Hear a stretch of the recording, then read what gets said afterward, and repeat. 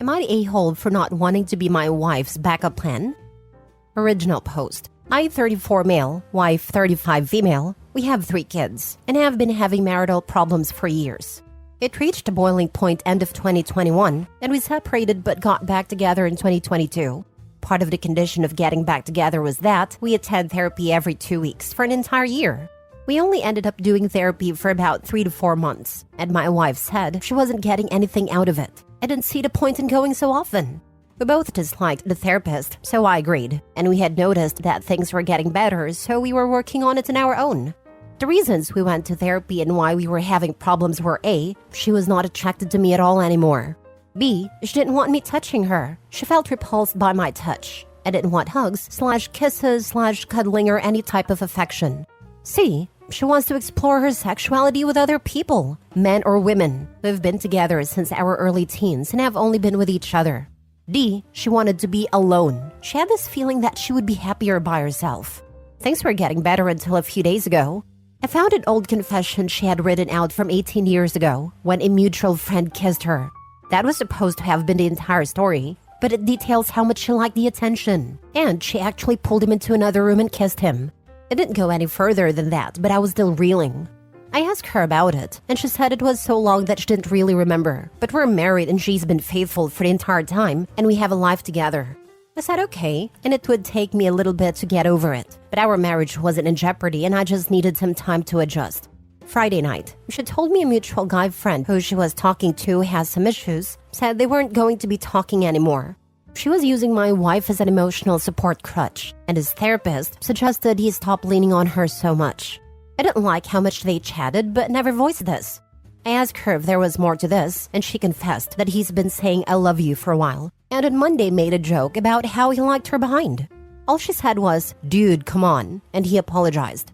But I was upset that she didn't shut that down or draw a boundary. He was also asking her to hang out just the 2 of them, and she said no. Yesterday was a special anniversary for us and I wasn't in a good mood. We went for a walk and she kept asking me what was wrong, so I told her. I said, I'm upset about the cheating situation. I'm upset that you didn't set clear boundaries and shut his advances down sooner. And I'm upset that I keep planning for activities for anniversaries for years, and she couldn't be bothered to plan anything for today. As we were walking, I noticed she was starting to cry, and so we sat down on a bench. I asked her what was wrong, and she basically told me she still wants to explore things with other people. She likes the attention she gets from other men. She still wants to be alone, and she's still repelled by my touch, and has been pretending for a year, but doesn't want any physical affection from me whatsoever. She says she doesn't want to lose me or the life we've built, so we agreed to go back into therapy. But after thinking about it last night, I'm not sure if I want to continue. She's lied about so much, and I feel like I'm just her safety net. I'm waiting for her to decide to end the marriage because she wants to sleep with other people or just be alone, and I don't think it's fair for me to be a backup plan. I apologize for the length of the post, but felt full context was needed. Would I be the a-hole if I asked a divorce even though we agreed to go to therapy? Edit. For those people who have messaged me to ask, I'd like to clarify a couple things. 1. We both share responsibilities for the house. We both do dishes, laundry, cleaning, taking care of the kids. I don't have any problems communicating household tasks. I'm not some fat, negligent husband who sits on his butt and lets her watch the kids and cook and clean. 2. The reason I wanted to stop therapy with his therapist was my wife was chatting with a coworker and the message went inappropriate. I was fixing a backup phone that our kids used at work when I saw the messages pop up. I asked her about them and she gaslit me. She had already deleted them and told me they didn't exist. When I told her I saw them on the other phone, she apologized and confessed and stopped talking to the coworker. When I told the therapist this, she brushed it off and made it seem like it was my fault, and I realized she only had my wife's interest at heart and not mine. 3. My wife has always had validation issues. She loses all common sense when someone else compliments her or gives her attention. I've tried for 20 years to be enough for her, but she finds other people's comments to be better. 4. Why am I still here? Despite everything, I absolutely love my wife with all of my heart. We have 3 children who I don't want to lose 50% of my time with, which will happen if we go shared custody. She is the most beautiful woman I've ever laid my eyes on, and she still makes me weak, 3 kids and 20 years later. I'm going to get a lot of insults of this, but this is the hardest decision of my life, and I don't want to live without her. I understand that for my own value and self-respect, I might have to, but it's incredibly hard. Now for the top comments before reading the update. Would not be the a-hole. You do deserve to be married to someone who isn't repulsed by you. I commend the attempt at therapy, but you're going to therapy to change your wife's mind about her attraction to you and desire for other men's affections. You went to therapy for 3 to 4 months, and your wife said she wasn't getting anything out of it because she doesn't want to change her mind. So what? You're going to sit around hoping she does? I'm not even sure that's an appropriate use for therapy. I'm sorry you're experiencing this. Not the a-hole, and I wish you all the best. Not the a-hole. I'd be out. She's a cake eater. I'm no one's backup or plan B. You don't deserve that either. I used to think that every relationship has a reacher and a settler, and you were always going to be one or the other. You just had to decide which you'd rather be. If you had asked me a few years ago, I would have been confident that that was just reality. Then I met my wife and was so happy to find out that I was wrong. I can't even express how good it feels when both people are wholeheartedly invested and attracted. I feel really bad for Opie because I don't think there is any way to fix this relationship. If Opie's wife is that far gone, I can't see how her feelings could reverse enough to make this work. Now for the update. Just wanted to update everyone who sent me messages, who were interested, and who offered advice. I read through over 1,000 posts over 2 days, and last night I had a conversation with my wife. I wrote it down on my phone and asked her to listen to it and not interrupt, and we can talk after. Start of the note. I don't know what you thought you were going to accomplish by telling me that you are repelled by my touch. You want to explore your options with other men and women and want to be alone. I think you thought if you were just being honest, it was right and okay. But it showed me just how little respect you have for me. I don't think you realize just how insulting and disrespectful everything you said is. You do not consider my feelings at all. You seek validation from other men and never set any proper boundaries until either I find out or a line has been crossed. I literally cannot remember a time in 20 years where you have said, "Stop, this is inappropriate, and I don't think it should go any further." You let a mutual friend tell you he loved you and liked your behind, and you weren't even the one to stop communication. He was. His therapist could tell the conversation was unhealthy. I could tell the conversation was unhealthy, but you couldn't.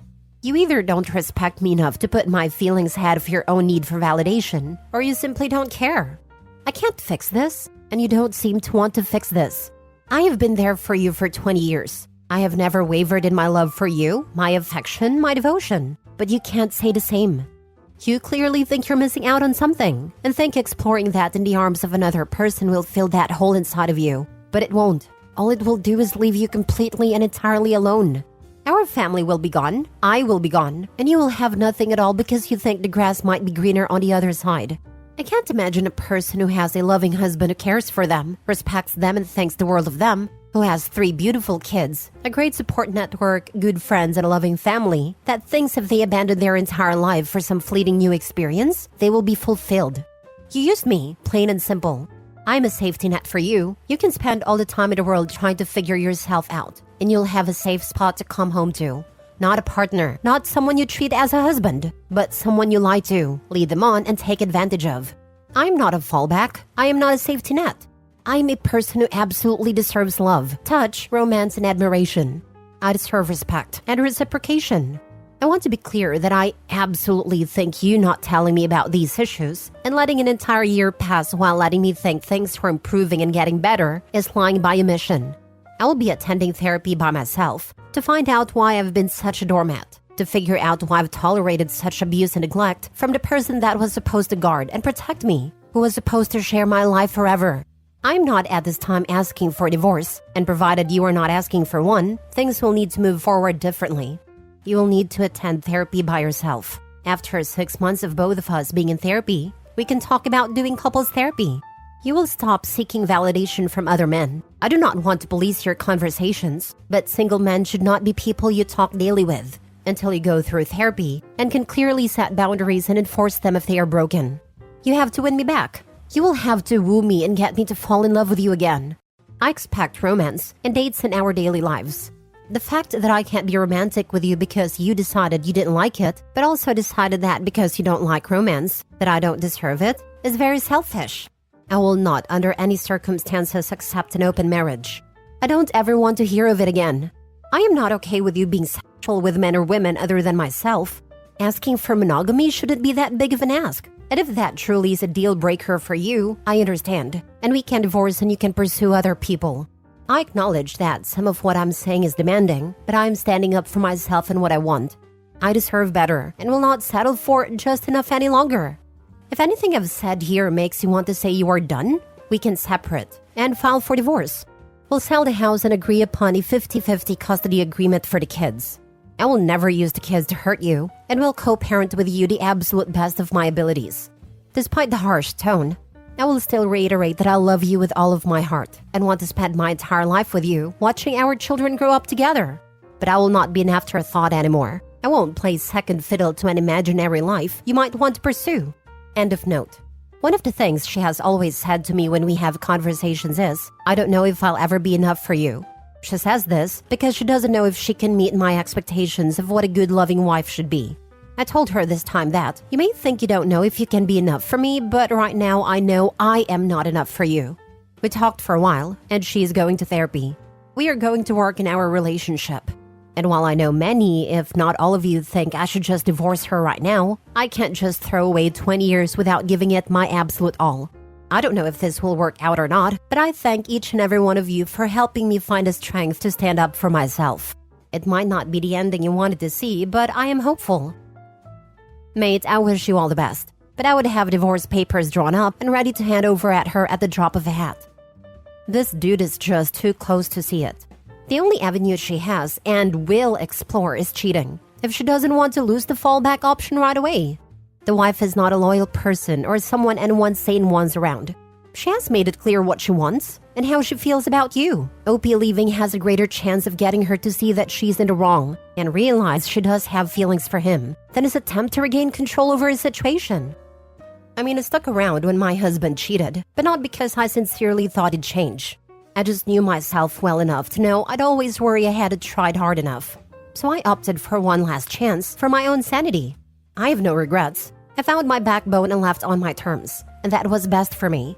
It may be the same for Opie. I hope so at least. Maybe we all deal with our situations differently, and that might be Stepping's tool way of dealing with it. Putting myself in his shoes, it feels like he is giving himself a false sense of control and might get blindsided. Last story. Am I the a-hole for ending things with a girl because she was sleeping with other people even though it was before we were exclusive? I, 32 male, am fairly happy with the life I've built for myself. My career, hobbies, and platonic relationships are more than enough to keep me happy, and don't actively look for relationships or intimate partners, even though I do hope to get married someday. Of course, sometimes people do come into my life and we date or sleep together, but it's not an obsession like I see with most of my friends. Then I met Helen, 28 female, at a party through mutual friends, and we really hit it off. I asked her out, and we had a great first date, and ended up sleeping together. Things seemed to move relatively quick from there. We saw each other about 5 times in a span of 2 weeks after our first date, all the while texting and even having an occasional phone call. I won't lie, I felt like I was falling pretty hard for this girl. She was everything I could have imagined wanting in a life partner. Intelligent, independent, passionate, and kind. Not to mention gorgeous. Well, it all went south last week when she asked me if I was seeing anyone else. I told her of course not, and that I don't sleep with multiple people at the same time. But then I wondered about her, and she told me she had been seeing 2 other guys, but she wanted to be exclusive with me. I asked her if she had been sleeping with them, and she said yes. She had even slept with both of them at least once since we started dating. Once I gathered my thoughts, I told her I didn't want to see her anymore. Here I thought the feeling was reciprocated, but I found out I was just one of a few items on the menu for her. She started to get upset and told me that since we hadn't discussed exclusivity, she didn't owe me anything and that it was the whole point of this discussion. I told her that while she didn't owe me it, the fact that she didn't stop seeing those other guys on her own volition showed that either she didn't feel the same way about me as I did about her, or we have totally different ideas around sex and intimacy. She said she had dated so many guys in the past who wouldn't commit, so she didn't want to end up alone if I wouldn't be exclusive. I could feel the hurt she had gone through when she said this, but I guess I don't understand. Why keep around casual partners if you want something serious? If she wasn't willing to take a risk for me and potentially get hurt because of her past experiences, I don't want to play the role of intimacy therapist. I didn't say this part to her though, so I told her my mind was made up, and she left in tears. Anyway, my friends pretty much dogpiled on me after hearing about it. They told me I was an a-hole and brought up a bunch of talking points about feminism and slut shaming. It seemed pretty unfair since I never tried to make Helen feel bad about herself. I just didn't think we were compatible, and it seemed better to end it then and there. Now for the top comments. No a-holes here. You're allowed to end any relationship for any reason if you're not comfortable continuing it. She's allowed to sleep with whoever she wants, and she's not in an established, agreed-upon monogamous relationship. Moving forward though, I would strongly recommend being very clear what your wants and relationship expectations are when you are dating though, as expecting mutual exclusivity in a relationship when you have not discussed that expectation is just setting yourself and someone else up for a fall. Yeah, you should have had that talk with her after being intimate with her the first time to show you were serious about her and that you all having sex together meant something to you, and it means you don't sleep around. Why would she automatically know that about you if you had not stated that right away, when it doesn't mean the same thing to so many other men? She tried to tell you that. No a-holes here. She did nothing wrong, and you are entitled to end things if you want to. If only they'd had a conversation before sleeping together the first time. So many things can be solved or prevented with a conversation.